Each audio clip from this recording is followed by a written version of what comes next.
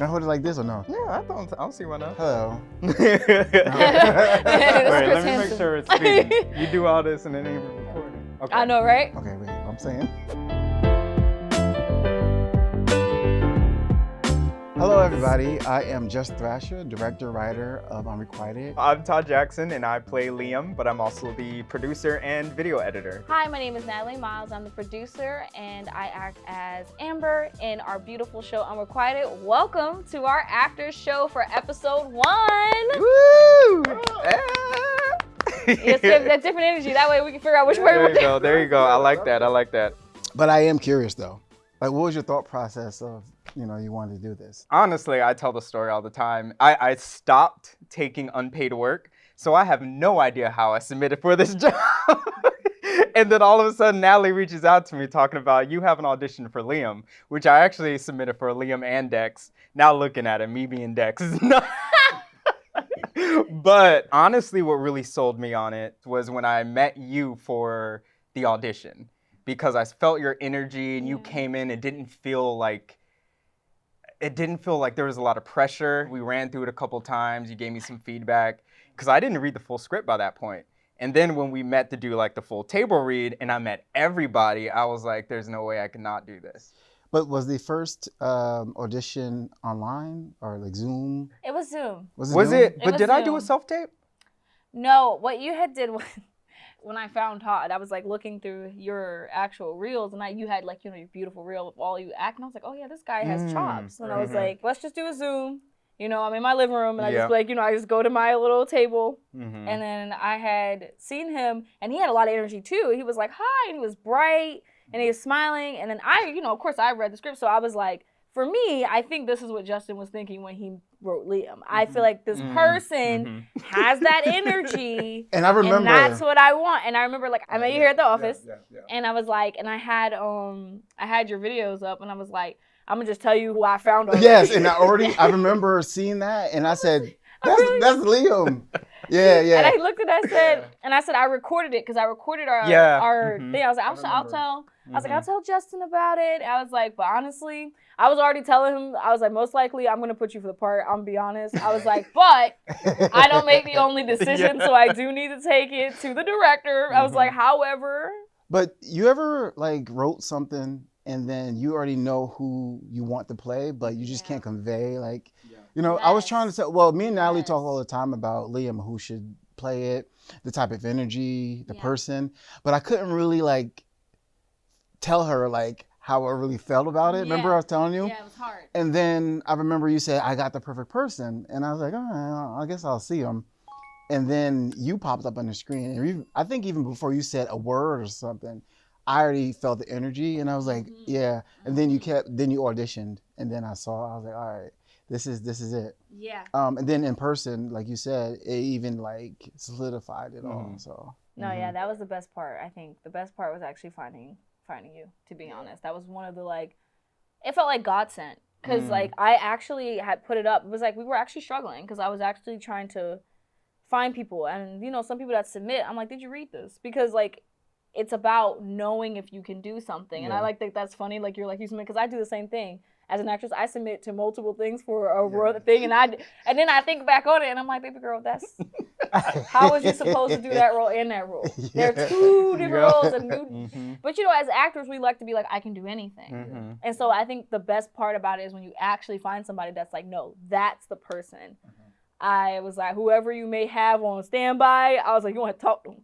I said, because I think you're going to want this guy. Yeah. It wasn't sometimes casting as well, or just anybody like director or producers, they kind of like, I'm submitting this person, but you're going to pick this person. Yeah. But I like how you said, whoever you got, you might want to wait. Because, a little bit when you write, there's a portion of you, like, because you're the writer and director. Yeah. So there's a portion of you that's inside that character. You're going to notice the portion that you want to come out when you actually meet that person. And then you're like... And that's why I was drawn to Todd, because I knew the way you were talking and just acting it out for me, I already knew like some of the nuanced moves and stuff that you were doing. I was like, this is the type of person that we need.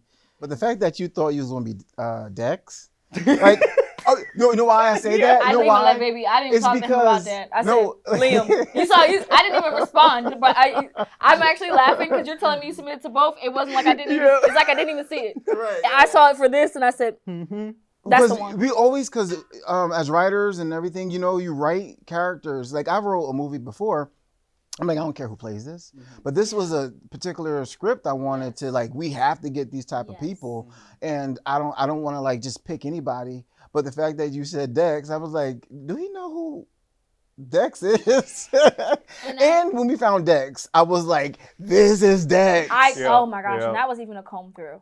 I was getting a lot of submissions, and I was just like, I can't even present this to him. And that's like, and that was like, I took my casting portion in it very seriously. Like I was like, I'm not gonna present you. You saw, I didn't even talk to you about it. If it wasn't somebody I thought they were viable, I wouldn't bring them up. Because I'm like, I'm not wasting your time, and I'm not also trying to pitch you something that I don't think works.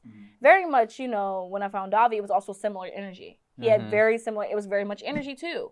And I was like, okay, let me know like how you're feeling. Are you comfortable doing this kind of role? Right. Yeah. Because you know, it's about all of your spectrum what this is. And so I was like, you got to be comfortable doing this role. That was like my biggest thing. I think I put that in bold. That's probably like what he saw on the cast. I was like, must be comfortable. No, I remember that. Because it's, you know, we have some steamy parts, and you know, you want to make sure that the steamy parts come through. So it's like, and we don't need somebody being like, whenever they touch it. So it was really, really good. So like he had that energy. He had great energy. But yeah, immediately brought you two, and I was like, these are it. I like the fact that we had a table read and everybody had that energy, right? Can I have a question for you? Because I would have to feel like this is a very courageous type of script. There's a lot of vulnerability. I know Todd experienced it acting it. But for me, I have to say, like, how did you get here? Like, how did you say, like, this is the project I know I want to do and I know I want to go? Like, what inspired you to actually write Unrequited? I think I was telling you, me and Todd was talking the other day, which kind of like made me remember why I wrote Unrequited or thought about the idea. For years, I couldn't like, I wasn't part of my community, the LGBTQ, like gay, or just trying to identify. I couldn't identify. And when I go around groups, I always wanted to be a part of it. And then, but I also didn't want to force. I didn't want to force myself into just writing a script because I am a gay man. Writing it just because I was like, I'm not familiar. And I had to be honest with that. So I remember for years, I just started taking jobs, just writing just regular scripts, action, drama. It has nothing to do with me. So, and I would research that, right? But why couldn't I research me being Black and gay in LA and New York? And so I said, if a project ever comes to me and it's genuine and it's something that just frees, like it's just, you know how you write sometimes you're not thinking about it? That's when I'm going to start working on it. And then long story short, I was just at home trying to figure it out, writing stuff. And I was like, and then this project came to me and it was actually named Unsubtlety. This podcast that I had worked on a couple of years ago because I was like, I love the name, and it's just going about, and it's so stupid too. And I'm going to be honest.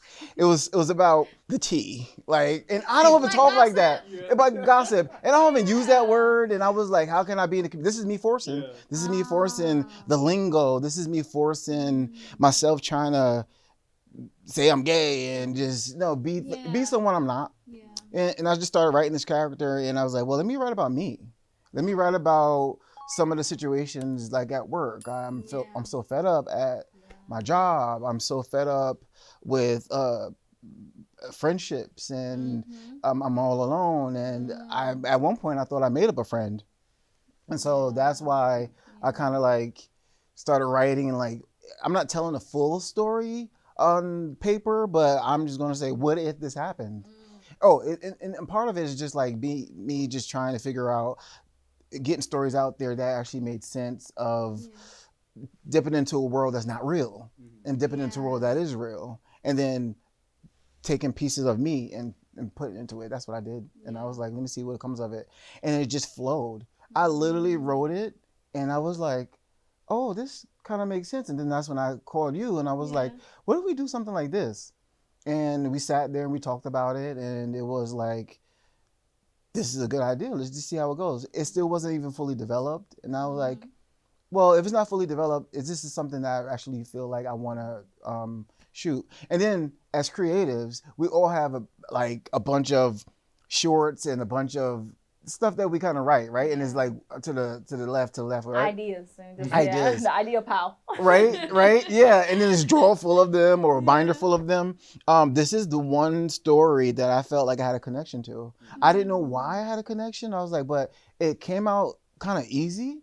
Yeah. Right? It came out easy. And then when you decided to want to jump on, our conversations and our ideas started to flow even more. And then when we got Todd, and I know we kind of harp on like Todd, like, you know, we talk about you, is only because when Natalie, we didn't think it was going to like make it work, or how we're going to find somebody that's going to connect to the character or just connect with us. Yeah. And so I was like, when things started just going and flowing, I was like, this is how it's supposed to be. This is how an idea is supposed to happen. This is how production is supposed to, like a free flowing thing. Because you hear sometimes in an industry when they say, oh, it was so easy to shoot that. It was so good and so fun. And I hadn't had that experience all the way until we started shooting Unrequited. Everything started falling in line. Yeah. And so, yeah, that was my long story short. No, I like that. I like that though. The reason I brought that up is because I think that I like what you said particularly about like, yes, I'm a part of that community, but like I didn't see myself reflected in the community. And then like you did have that moment of like trying to force things of like, you know, the tea and, you know, but I think that that's real. Yeah. Like I feel like that's a real thing. I feel like that's, you know, even anywhere when you want to be part of a community and everybody does certain things and everybody listens to a certain type of music or everybody talks a certain kind of way and you know you are part of that community. But you don't see yourself necessarily represented, and you have to find a way to still feel like you fit. Yeah. And I feel like the thing about you actually creating a project, because what you don't realize is that you're not the only one. Right. There's many people that probably feel exactly like you. Yeah. And now you have created a project, you've created a space, you put them on the front lines and said, hey, we see you. Yeah. And I think that's the big thing about community. Like community is about variation. And I think sometimes in any community, because I can only, you know, I speak to it, but, you know, of course, I think everybody has their different experiences.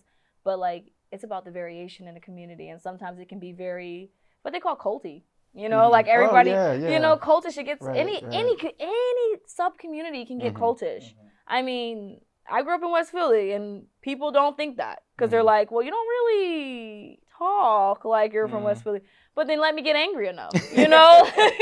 Let me get angry enough. And then you're like, oh, there it is, you know? They're like, there's West Philly born and raised. And so it's like, I think that's really nice what you did. And I think it was courageous. That's why I would like ask the question, because it is actually one of the hardest things to do is to put yourself in any pieces of yourself in a script. Especially because, and then that's part of the reasons I resonated with it, is because I've had the same issue. Is like, especially within the queer community, it's so divided into these little boxes.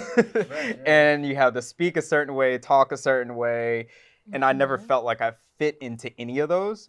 And so this was the only time where I found a role where I didn't have to act gay. Like, I didn't have to act Black. You just allowed me to show up like myself. And that's why I was able to tap into all of those nuances of the character, because I really do truly feel like each scene is like a different form of me. Each scene is a different form of Liam. And that's what I really liked about it, is I got to show up and just be myself without overthinking, oh, is this how a gay person would normally act? Is this how a Black person would normally act? And that, as an actor, I end up falling into that a lot, because it's like, I want to meet everyone's expectations. That's kind of what you show up on set to do. Yeah. And so with this, it was just like, I got to be myself. And I got to really bring those nuances to the character and find those little things.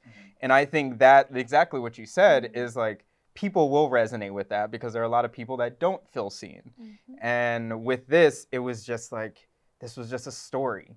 It wasn't a Black story. It wasn't a gay story. Yes, the lead is gay and queer and Black, but it's not. That isn't the entirety of who the person is. Right, And I right. think you really captured that and put that on the page.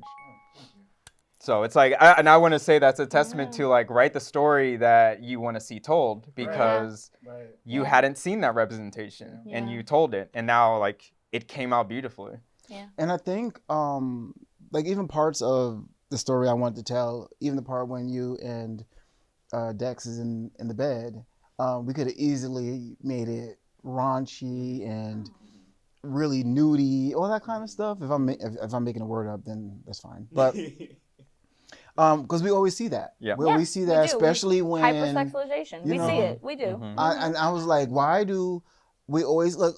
I love it. I see there's shows that call for it. I understand. Yes. But there are times where there's a show on, I'm like, did we really have to see that? Did we really have to? Because it took me out of whatever they were talking about. So even in the bed scene where you get up and you're like fully dressed, like you have your night shirt on and all of that stuff. And I think, I'm not sure, I can't remember too much, but I feel like we did have a conversation about, should you not have a shirt on? Should you have a shirt on? And those moments when I was writing, you reminded me about, oh, should you have a shirt on? And I was like, oh yes, when I was writing that, I remember he was fully clothed. Like he didn't like his body. He didn't, you know, that kind of like, you know, that fight he has with himself. Like this handsome, big, burly guy, muscly guy is next to me, but I'm fully clothed. Why? I didn't want to write it and be like, you know, I want to put my night clothes on. You know, I wanted the audience to see it without us saying it, that he's fully dressed. And this guy right next to him, wasn't they sleeping together? You know? Because we usually could have just had y'all humping. No, for real. Humping Honestly. all night. And We could have started off with a whole know, hump. But a little I didn't want that. You know, I Yeah. wanted something like, it's real. Like sometimes you just get up and go. Yeah, sometimes there's emotional ties. I think people don't realize how the unsaid and the unseen can be just as visceral and just as like visual as something that they show.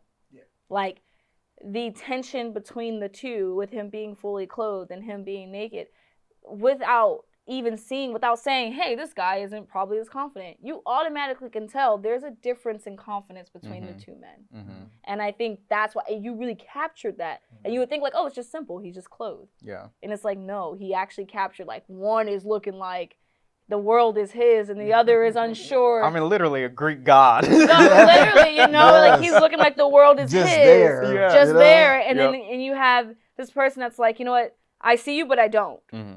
How are you waking up to a Greek god, but you're still worried about getting to time on work and all of these other things? He's missing out on life almost. Like it's almost like I would say like almost like a representation of like how he lives his life. And anybody in that situation, I've been in situations where you like, oh, I'm gonna be late for work because let me finish doing this kind of thing. And I wanted to show like no matter who's sitting right there, he's worried about getting up. Like, and then I want the audience to be like, I would have been in that bed. Yeah, you know. I would have stayed. He could have cuddled me all the rest of the morning. I would have called out. Right? I would have called out. Yeah. So that's what I wanted. And then even like to go even further with that whole scene, put myself into it. I wanted the closet to look a certain way, because if you in that same scene, you see the closet all nice and neat. Why is it like that? Like I wanted everything to be like, why is this guy like that? Because if there's going to be people who watch it and just watch the Greek god or Dex, you know? Or there's people who's watching or like looking around like how I would be like, what's behind them? You know, I was thinking about all of that. I was thinking like, I want people to look at the clock. Oh, that's a nice little vintage clock, you know? Yeah. You know, stuff like that. Little things says a lot about people's personalities though. Like I don't have anything in my room that doesn't say anything about my personality. I'll keep one section really neat, and then there's a section that like my most important things is like complete chaos. But it's organized, but it's like my complete chaos because that's like my creative space.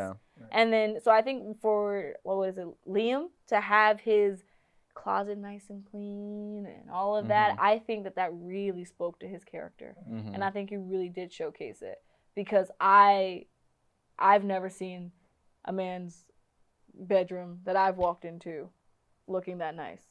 And I think that speaks to the kind of person he is. And it probably even speaks to why he may like his privacy, maybe why he doesn't. It seems like, oh, does he really have people over? Like you start questioning a lot of things. Like he's like everything is planned. Mhm. Like he really is very organized. Like he's like OCD organized, and it's Mhm. like, oh, this may speak to that's great to be like that. What for work, but it's Mhm. not great when you need to take risk in life. And I think that segues into the music, just because I feel like a lot of the music you chose really aligned with the character, with the story, because it's just like little things like Cherie's song, Fears and Feels, and it's just like, that is the entire story itself. Ren Nicole's song, Anxiety, about just like, my anxiety's keeping me company. And you have Dex there, and it's like, is Dex real? Is he not real? And it's like, your anxiety will do that to you. And like, to tie into what you were saying, just like with the OCD of it, and it's almost to the point where he has so much control, he's lost control within himself. And so I just wanted to like just talk about the music and how that impacted you and how that was so important for you, because that's a whole different character in this story. Yeah. Yeah.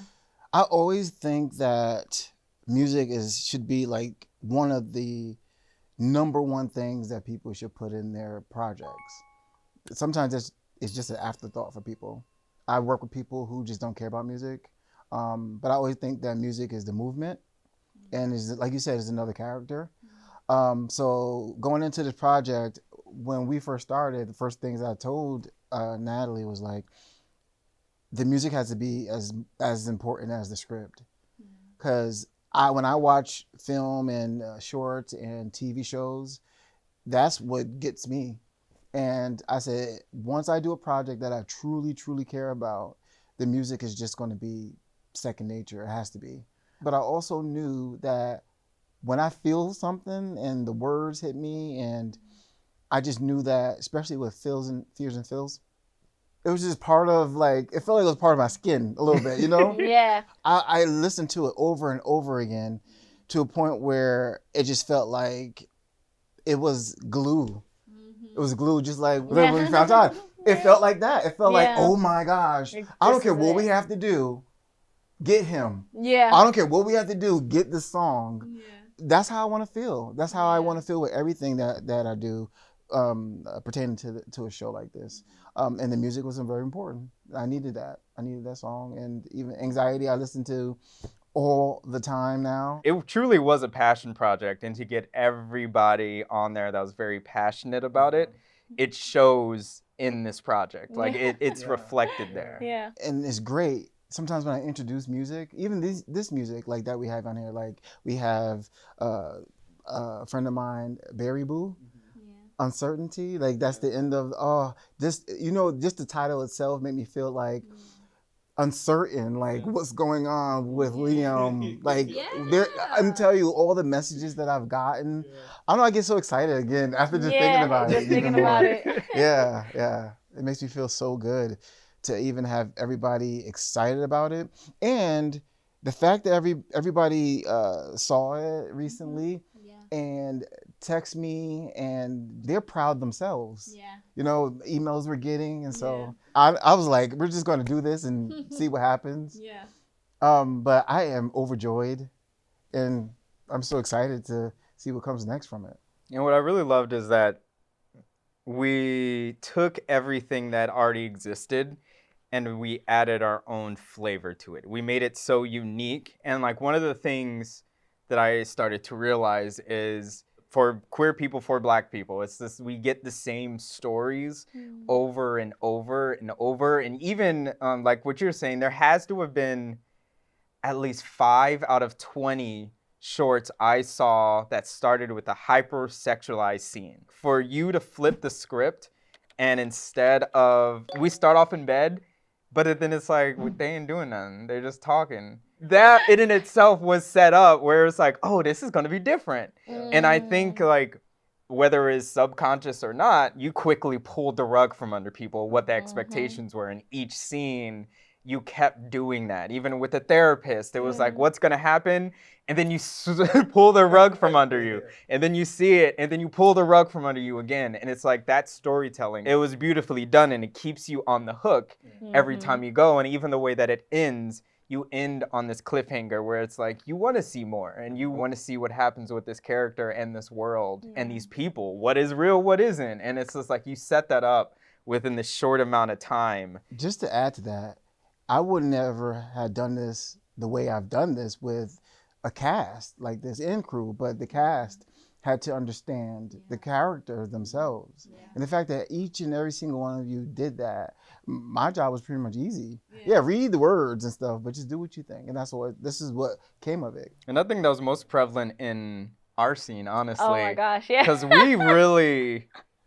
Oh god. We were having so much fun. It changed so much from what it was, but it added more to it. Yeah. And that scene was so important because that was one scene where I feel like everything kind of felt grounded. And that was truly the only time when the dialogue got punchy, the dialogue was fun. You got this sense of like who he was with this relationship with this character. Because of us instantly connecting via the Zoom, it was like we had this chemistry where we were like, what if I say this? What if I say this? What if we do this? And I would just throwing stuff at her and she'd be like, what? But then she would respond to it, giving us the access to just kind of flow off of each other. You feel that chemistry between both of us. And it's just like, it's one of my favorite scenes, honestly, in the project. For me, I like that scene too, but I really like it because I felt like his conscience. Like, I felt like his actual conscience trying to, when you say ground him, I felt like I was his real life friend who's like trying to ground you. I need you to realize what you're doing. And I love that you said you were kind of like his conscience because you don't know who is real in this. Yeah. And because each character does represent a piece of Liam or a piece of him that he wish he could be. So this is the question I'm pretty sure everyone wants to know. But where do you see the story going? Like, who is real? Who ain't real? Because honestly, in case the viewers don't know, we don't know. I don't know either. We don't know who's real, who's not. To be honest. Yeah, but I love that each character, even down to the therapist, the Dex, Asher, Amber, you don't know who could be real. And I guess I just want to know, like, what are your thoughts around that? And how do you want to, like, approach that going forward? Without saying too much? Right. Yeah. I'll tell you a funny story. When I was writing and I was, like, finished with it, and I can't remember, it was a conversation between us three about who's real and who's not real. Like, not like that, but I couldn't answer because I was like, I don't know. Both of you at one point reminded me about where the story's supposed to go. I had totally forgot because I was like, I don't know who's real anymore. So I really had to reread a lot of it. And of course, we rewrote some things, but without giving too much away, I wanted to be a world where you'll know who's real and who's not real at the end of the season. Even if it's 6 episodes, 8 episodes, I want it to be at the end of the last episode where you can realize. And like you will know. There's no guessing. It's not gonna be no guessing. No. I want you to guess all the way up to episode 7. Yeah. Because episode 8 will be like a big reveal or whatever it may be. But I want it to be like that. And then I want the audience to focus. Like I just want them to focus on the characters. Anxiety is real, and mental health is real, and loneliness is real, and understanding yourself is real. And I want to tell that story. But yeah, I don't want to say who's real or not. Yeah, so I don't know. All right. To answer your question. So my last question is, what are y'all looking forward to for the rest of the season? I think for the rest of the season, I'm really excited to see Liam unfold. I really want to know, does Liam get better? Or does he fall deeper in his delusions? Yeah, that's good. That's good. I Wow. know, right? I'm like so thinking deep. like, I'm like same thing. I really want to see where he goes and like and I'm happy that we get to like figure it out as we go and just kind of see where this character takes us and how he got this way. To piggyback off what both of you said, I think that just his development, his past, I think that there is a past. His mama. Oh, we got a cookie. We got a crumb. Because if I'm not giving too much away, not being able to accept him the way he is could cause a lot of trauma especially being black, queer, gay, all that, Across the board. and having someone that don't understand it. What kind of relationship did he run away from? I like the crumb. Mhm. But now we didn't gave everybody a cookie. Yeah. We done gave you the cookie. A little bit. Now of it, you yeah. gotta come back for the whole thing. Yeah. Yeah, you better be watching. You better be watching. better That's watching. no, seriously, that's an emotional beat. He's so in control. So for me, I think if we ever at one point show the loss of control in his life, that's a big thing. Well, if you think about it, like everybody's so strong. You're very strong Yeah. as a friend. Yeah. Dex is a real strong personality. He's the The only therapist is really aggressive and strong. Yeah. Asher's really aggressive. Yeah, so Yeah. everybody Yeah. around you are Yeah. strong, but Yeah. they still have their. I shrink a lot in Yes. this world. Yes. Mhm. That's Just- my yeah, thing. That's my right, like what yeah. where's the breaking point of When no am I gonna more? stand up? Right. Yeah. And Right. so I think as we reveal more about him, we'll get to see what possibly might make him stand up. Yeah. What is it that might I'm make excited. him stand up? Mhm. And I think Yes. that's the best part. Yeah. It's like, I'm okay. excited. I'm like, we doing that. Mhm. Yeah. I keep forgetting. No, seriously, this is the part where I'm so involved in our conversation. Where I'm like, who's? Oh, we writing it. We right. Oh, that's where it's on us. Yeah, You're like, but I'm okay, like, so I really note to am self, you're excited like- to see what Right, happens. yeah. I'm so excited. I am. I really am. This is cool. Thanks for watching, everybody. Thank you. Be sure to subscribe, like the video, like episode 1. We need funding for the rest of the season. Yes, we do. So- We do need funding. Hey, if you see it, you love it, you want more, hit us up. You know where to find us. Honestly, guys, you are the reason we are doing this. Yes, yes. So honestly, I really, really appreciate everyone who supports, like you said, subscribe, share. See you next time. Yeah.